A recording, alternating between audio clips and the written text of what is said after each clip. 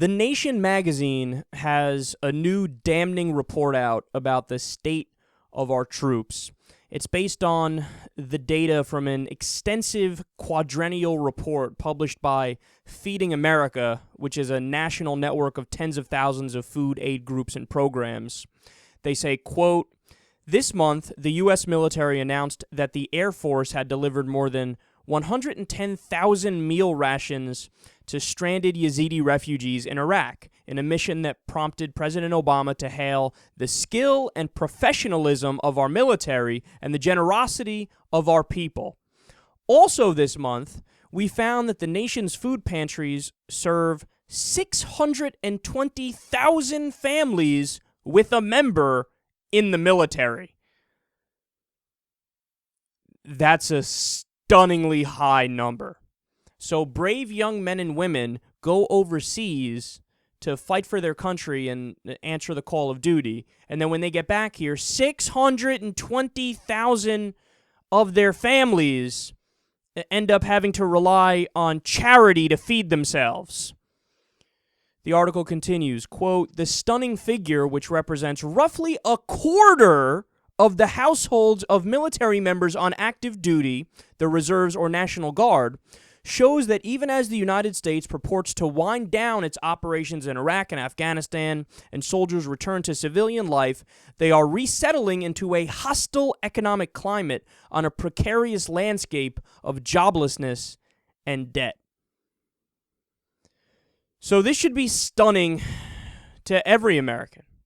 Because, look, whenever we read something like this or talk about something like this, I always have flashbacks to the 2004 election. Now, why is that? Because in 2004, you had George W. Bush and the Republicans screaming and yelling and bitching and moaning about how the Democrats and John Kerry, oh, they don't support the troops, oh, they're weak on the war on terror. But the main issue that they kept harping away on was, well, you don't support the troops as much as us.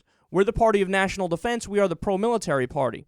But the Democrats never effectively came up with a response to that other than, no, we do support them. Like, no, but that's not how you play politics, and that's not the extent of the information or the rebuttal that you should give. The reality is the Democrats support the troops more than the Republicans do, okay? And why is that? Because, look, as bad as the Democrats are and as pro-war as they are, we all know that the Republicans are in favor of more war than the Democrats are. And that's not to excuse that the Democrats are in favor of wars that are you can't defend. They're just helplessly stupid, right? But also, at least when these poor young men and women, these brave fighters come back from fighting overseas, at least the Democrats say, okay, if you need it, here's food stamps. Here's unemployment, here's welfare, here's a social safety net program to help you get back on your feet. Here's rehab. Okay, here's some psychological help. Here's a psychiatrist. Here's a doctor. You name it, right? The Republicans are like, go fight in any war we want, and we're going to pick random ones. We want to fight in Syria. We want to fight in Iraq. We want to fight in Afghanistan. We want to fight in Ukraine because of Crimea, and the list goes on. And then they say, oh, yeah, and when you come back here, fuck off. We don't care. I mean, Dick Cheney literally said one time at a conference in Washington for a right-wing think tank, he said, no, we need to increase military spending more in terms of defense budget. So, in other words, give more money to Halliburton and KBR and Raytheon and Boeing. And we need to cut food stamps. But wait a second. If you're arguing support the troops, the way to support the troops is to do the exact opposite of that. If I'm in the military, here's how I want you to support me. Don't send me to a war unless you absolutely have to. And of course, the tragedy of American foreign policy is that in modern times, almost all of our wars have been wars of choice and not wars of necessity.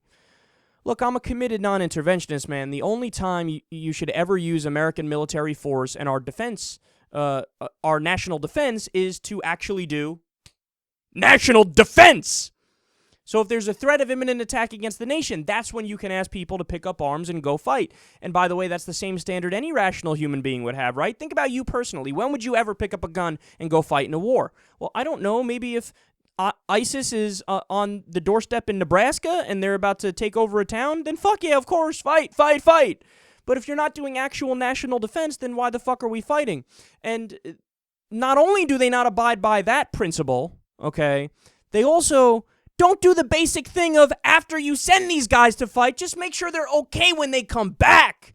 Look, we're not asking for a government-funded mansion for every single person who fought overseas. We're not asking for give them a Maserati, give them, I don't know, a party every month where there's fountains of Cristal champagne. No, we're saying just be somewhat rational and somewhat reasonable and give them job training, give them food. I mean, they're relying on charities to eat. I mean, how sad is it when we can sit here and have a conversation about how America is so moral because we went to help the Yazidis in a mountaintop in Kurdistan in Iraq. But then at the same time that's going on, maybe we actually should have been doing a UN food drop to people in Alabama and people in Oklahoma and people in California and our troops that are starving. Where's that conversation? We always talk about it, it's incumbent upon us to help in this place and that place and that place and that place. But why aren't we helping ourselves? We have $4.3 billion to give in military equipment to our police departments around the country, but we don't have $4.3 billion to take care of our troops? I mean, we don't have $4.3 billion to fix our crumbling schools? We don't have $4.3 billion to help out Detroit and Chicago right now? Have you seen those places? They're arguably in just as rough shape as a lot of places in the Middle East, okay? If not worse in some cases. So we need to totally redo our priorities.